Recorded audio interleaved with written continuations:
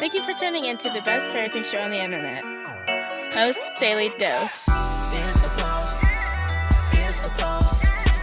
It's the Post. The Post Daily Dose. It's the Post.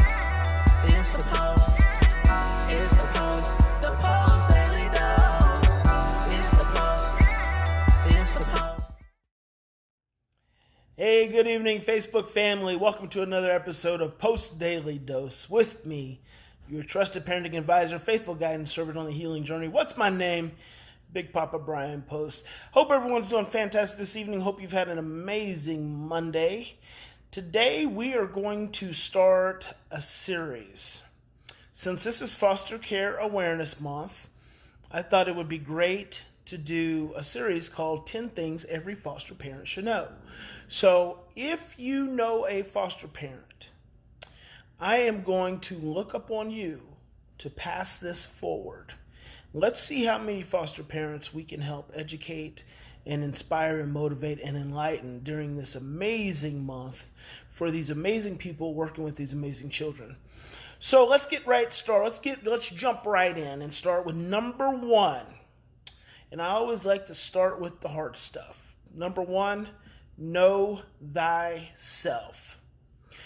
Every foster parent probably sits around before they become foster parents and they think, you know what, it'd be really cool to have some kids in the house.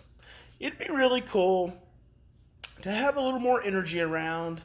Or you're watching the news and you see your favorite local news person highlighting the plight of some child who's in the care of Department of Human Services.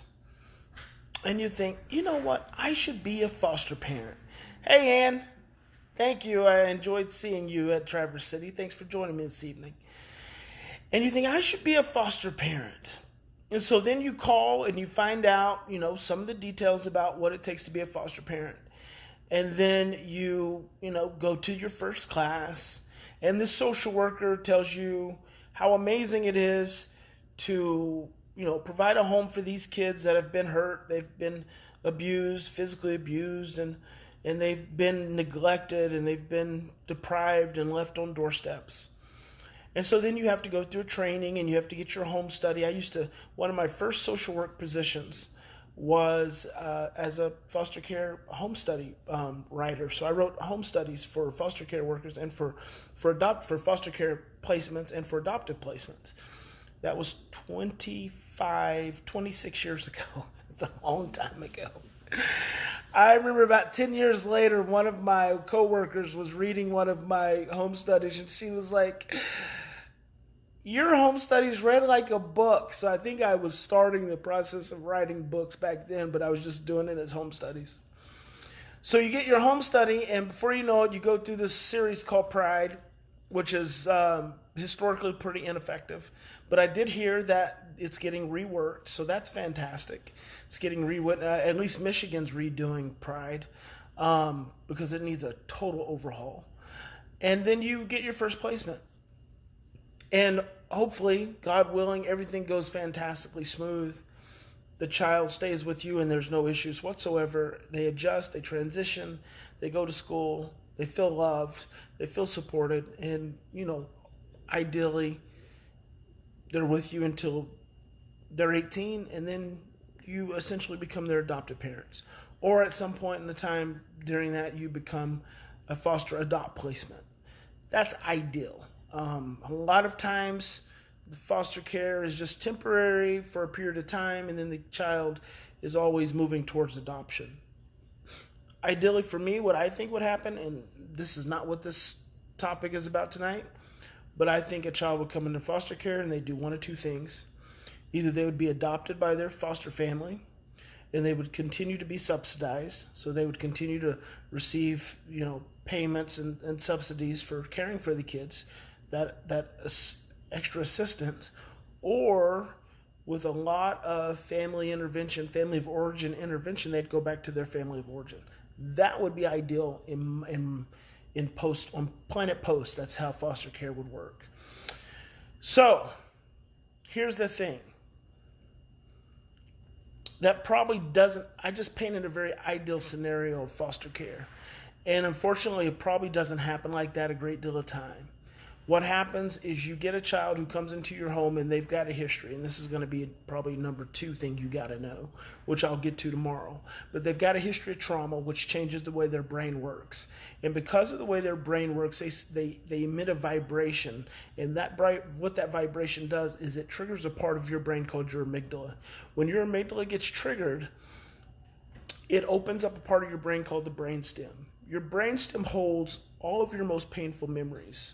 So the title of this episode is Know Thyself. Here's one of the things, part of that number 1 that I want you to do.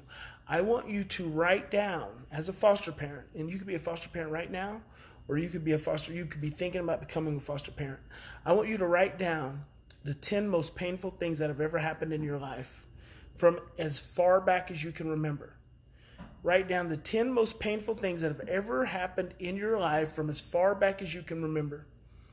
And if you're married, if you have a significant other, I want you to discuss those things with that individual. Share those things. Each of those 10, and you may not be able to share all 10 at one time. And quite frankly, there could be a lot of shame associated with some of those, or a lot of fear, or a lot of stress, and you don't want to share them immediately, but I want you to think about it. I want you to think about those 10 things, and those things that are really painful. I want you to work up to the process of sharing that pain with that significant other in your life. So it's an imperative thing that you do. You write down the 10 most painful things that you've ever experienced in your life, and then you share them with the person who's most important to you. Now, number 2, what I want you to do with that list, when you finally get through that list, and just going through that list alone is going to be life-changing for you. It's going to create a level of transformation, emotional transformation for you, that up until this point you didn't even realize probably that you even had those things that you needed to talk about. And that's honestly, quite frankly, one of the gifts of foster parenting that you get. It's like an unexpected, unintentional, unaware gift that you get from bringing foster children into your home, is that they're actually giving you the opportunity to work through stuff that you haven't worked through before in your life as an adult, things that you've buried, not wanted to deal with.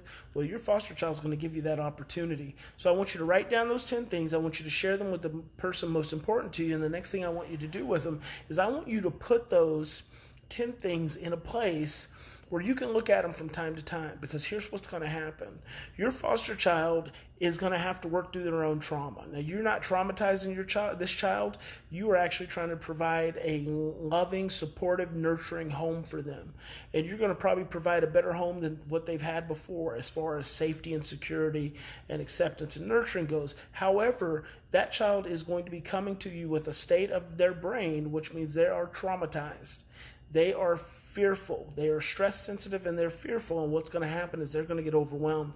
When they get overwhelmed, they're going to drop into their trauma. And when they drop into their trauma, what's going to happen is they're going to start to create stress in your home. And when that starts to happen, your amygdala is going to turn on. It's going to open up your brainstem, and your own experiences that you've not dealt with up until this point in time are going to start to come up. It's going to start to create anxiety for you. It's going to start to create more stress for you, more fear, a sense of overwhelm, sometimes shock, sometimes helplessness. But here's what's going to help.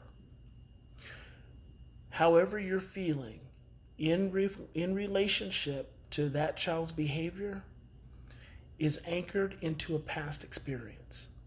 So those 10 things that you've written down, every time you start to struggle with your foster child in some way connected to whatever that behavior may be, that starts to create a lot of anxiety and a lot of stress for you, I want you to look at that list, and I want you to think about that child's behavior, and I want you to ask this question: how is this behavior making me feel?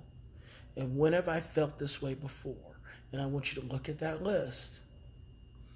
And I'm willing to wager that 90% of the time, how that child is making you feel in that moment is anchored into a past experience.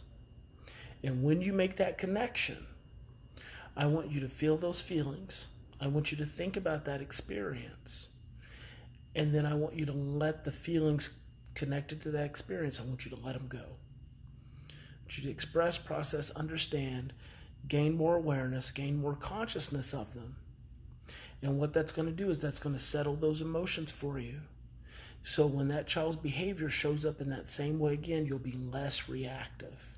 So the child is actually giving you an opportunity, an amazing opportunity, to work through a painful experience in your life that continues to show up and has continued to show up in an unconscious way that you haven't even been aware of. So this is heavy. Number one of 10 things that a foster parent absolutely has to know. I'm laying the heavy stuff on you right up front. So listen to this again. Listen to it 3 times. Put comments in the comment section. Send us a message. If you get stuck, we want to support you. We want to help you. Also, I'm giving away free copies of my best-selling book, From Fear to Love, Parenting Difficult, Adoptive, and Foster, and Multiple Diagnosis Children.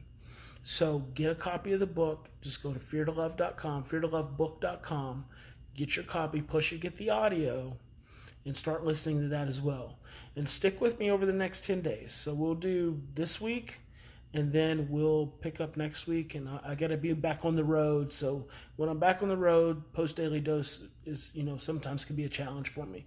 But we will have 10 things that you must do as a foster parent. If you're not a foster parent, please share with a foster parent that you know, because we all know a foster parent. And if not a foster parent, share with your adoptive parents, or share with your parents, your friends who you know are struggling with their children.